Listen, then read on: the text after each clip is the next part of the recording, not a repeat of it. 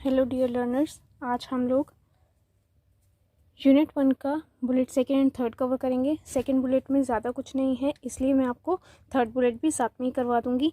आज हम पढ़ेंगे जीवन कौशल और आजीविका कौशल के बारे में अंतर। उसके बाद हम WHO के बारे में पढ़ेंगे कि उन्होंने जीवन कौशल के नेतृत्व के रूप में क्या कहा है।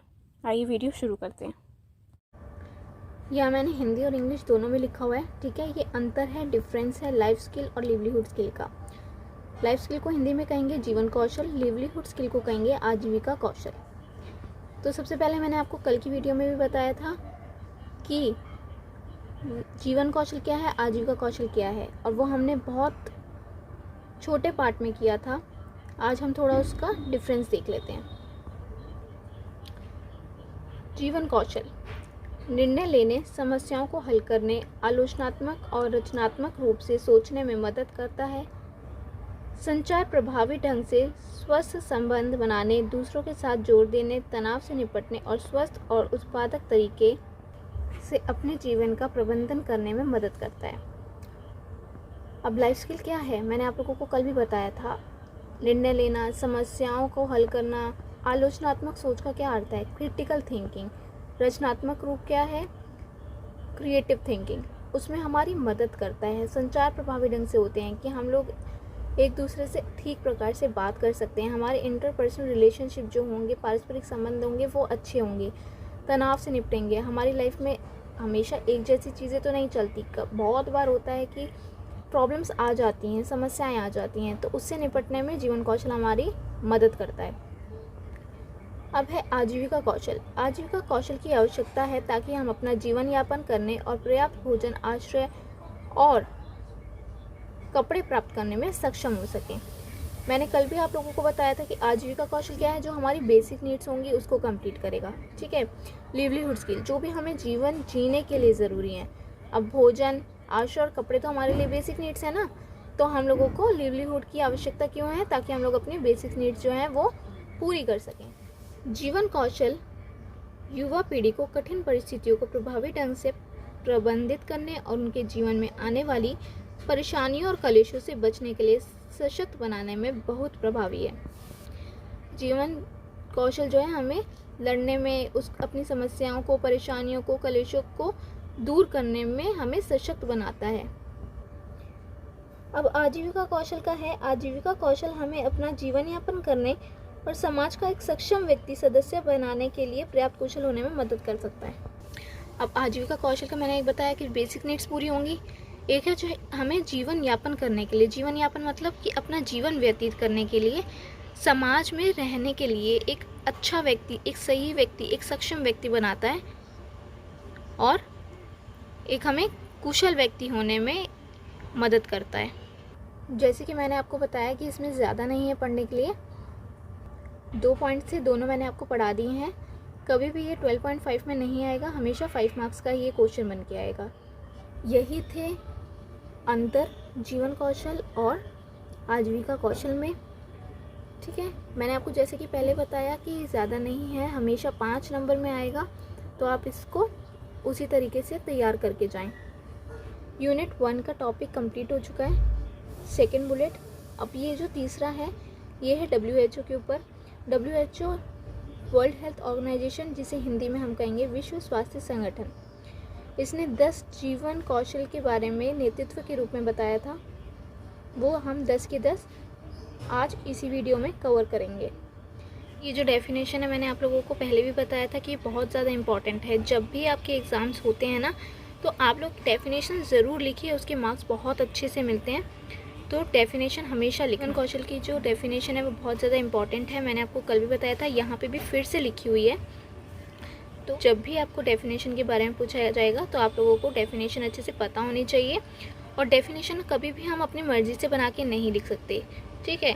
हमेशा वही डेफिनेशन लिखेंगे जो लिखी हुई है। तो इसको आप लोगों को अच्छे से एक एक शब्द याद करने पड़ेंगे। आप अपनी मर्ज़ी से कुछ भी ऐड ऑन नहीं कर सकते, और कुछ भी इसको घुमा फिरा के अपनी भाषा में नहीं लिख सकते। सबसे पहले तो रटना बिल्कुल भी मत, ठीक है। याद करना, विश्व स्वास्थ्य संगठन द्वारा निर्धारित मुख्य जीवन कौशल, WHO वर्ल्ड हेल्थ ऑर्गेनाइजेशन। आप चाहो तो शॉर्ट में भी लिख सकते हो, फुल में भी लिख सकते हो, ठीक है। अनुकूलन और सकारात्मक व्यवहार की क्षमताएं जो व्यक्तियों को दैनिक जीवन की मांगों और चुनौतियों से प्रभावी ढंग से निपटने में सक्षम बनाती है। अनुकूलन और सकारात्मक व्यवहार की क्षमताएं होती हैं एक पॉजिटिव बिहेवियर की एबिलिटी है जो लोगों को अपने दैनिक जीवन की मांगों और जो चुनौतियाँ होंगी, जो चैलेंजेस होंगे, उनसे निपटने में सक्षम बनाती है। जीवन कौशल पढ़ेंगे जो WHO ने दिया था। विश्व स्वास्थ्य संगठन द्वारा नेतृत्व के रूप में 10 जीवन कौशल। पहला है आत्म जागरूकता। स्टूडेंट्स, जरूरी नहीं है कि जैसे जैसे पॉइंट्स मैं बता रही हूँ आपको वैसे ही लिखना है, आप अपने हिसाब से आगे पीछे कर सकते हो। जब भी आप लोगों को एज इट इज़ पॉइंट लिखने होंगे ना कि आप एक भी पॉइंट ऊपर नीचे नहीं कर सकते, मैं आप लोगों को बताऊँगी, ठीक है। तो अभी के लिए मैं आपको ये बता रही हूँ कि आप अभी ऊपर नीचे कर सकते हो इसको, ठीक है, लेकिन अंदर का जो मटेरियल है उसको अच्छे से समझना ज़रूरी नहीं है, ये डेफिनेशन नहीं है, ठीक है। तो डेफिनेशन को बस आपको एज इट इज़ लिखना होता है, लेकिन और हाँ ये भी याद रखना कि वो लिखी किसने है, वो भी बहुत इंपॉर्टेंट है। एज इट इज़ याद करना और किसने लिखी है वो भी ज़रूर बताना, तभी मार्क्स मिलेंगे।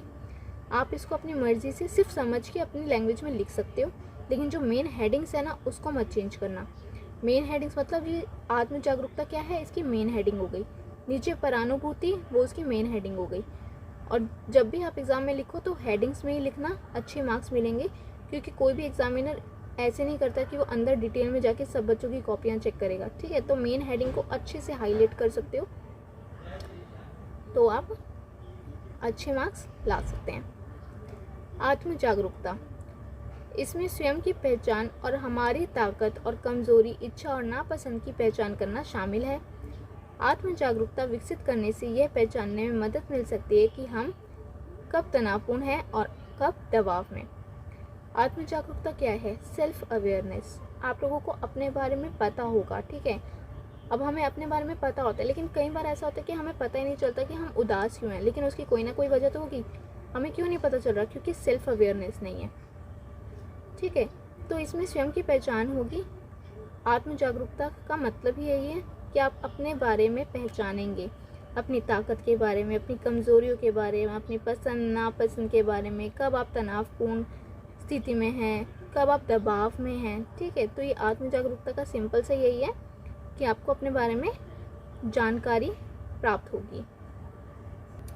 दूसरा है परानुभूति।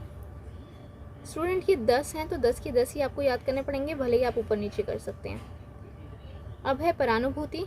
यह कल्पना करने की क्षमता है कि किसी अन्य व्यक्ति के लिए हमारे प्रियजनों, समाज और बड़े के साथ एक सफल संबंध रखने के लिए जीवन कैसा है। हमें दूसरे लोगों की ज़रूरत, इच्छा और भावनाओं को समझने और उनकी परवाह करने की ज़रूरत है। परानुभूति क्या है? एम्पैथी। एम्पैथी क्या होता है कि हम सामने वाले की जगह पर अपने आप को रख के देखें, ठीक है, उसके दर्द को महसूस कर सके, पहचान सकें। तो यही इसमें लिखा हुआ है कि हमें जो दूसरे लोग हैं, जो सामने वाला है, ज़रूरी नहीं है कि वो आप उसको जानते ही हो, ठीक है। एम्पैथी जो है वो किसी के साथ भी हो सकता है, सिंपैथी भी किसी के साथ हो सकता है, एम्पैथी भी किसी के साथ हो सकता है। सिंपैथी क्या होता है? एम्पैथी क्या होता है? सिंपैथी होता है कि हमें किसी के साथ सहानुभूति हो जाती है, ठीक है। लेकिन परानुभूति में क्या होता है? एम्पैथी में कि आप उसकी जगह पे अपने आप को रख के देख सकते हो, उसकी भावनाएं आप महसूस कर सकते हो। तीसरा है आलोचनात्मक सोच, क्रिटिकल थिंकिंग। यह वस्तुनिष्ठ तरीके से सूचना और अनुभव का विश्लेषण करने की क्षमता है। आलोचनात्मक सोच हमें उन कारकों को पहचानने में मदद करती है जो दृष्टिकोण और व्यवहार को प्रभावित करते हैं। आलोचनात्मक सोच का मतलब है, क्रिटिकल थिंकिंग का मतलब है पॉजिटिव और नेगेटिव दोनों। इसमें ना सिर्फ पॉजिटिव पॉइंट्स आएंगे ना नेगेटिव, दोनों को रख के हम उसकी आलोचना करते हैं। उसी को कहते हैं आलोचनात्मक सोच, जो WHO ने जीवन कौशल में डाला है। यह एक सही तरीके से सूचना और भावना को विश्लेषण करती है, ठीक है, एनालिसिस करती है, उसकी एबिलिटी है ये। अब फोर्थ है रचनात्मक सोच, क्रिएटिव थिंकिंग। यह उन चीज़ों को देखने या करने का अनूठा तरीका है जो एक नए विचारों को उत्पन्न करते हैं और एक नया दृष्टिकोण रखते हैं और कुछ नया सोचते हैं और एक दूसरे विचारों का निर्माण करते हैं। क्रिएटिव थिंकिंग क्या होता है कि हम या तो जो चीज़ें बनी हुई हैं उनको ही नया बना दें, ठीक है, या जो चीज़ें हैं ही नहीं कुछ नया इनोवेट करना, उसको भी हम क्रिएटिव थिंकिंग में ही डालेंगे, ठीक है, या कुछ नया सोचना, कुछ नए का निर्माण करना, वही है क्रिएटिव थिंकिंग। पांचवा है समस्या समाधान। जीवन कौशल हमें अपने जीवन में आने वाली समस्याओं से रचनात्मक रूप से निपटने में मदद करता है। समस्या समाधान क्या है? Problem solving. जो भी प्रॉब्लम आएंगी, जो भी समस्याएं आएंगी, उनको सही तरीके से निपटने में हमारी मदद करेगा जीवन कौशल। जो प्रीवियस वीडियो में भी मैंने आप लोगों को बताया था कि समस्या समाधान भी होगा, इसमें निर्णय भी हम सही तरीके से ले पाएंगे। निर्णय लेना बहुत ज़्यादा ज़रूरी है अपने जीवन को सही रूप से चलाने के लिए। तो समस्या समाधान भी उसी से रिलेटेड है कि अगर जब हमारे पास समस्या आएगी तभी तो हम कोई निर्णय ले पाएंगे ना। तो समस्या समाधान भी जीवन कौशल का ही एक रूप है। छठा है निर्णय लेना। देखिए आ गया साथ में।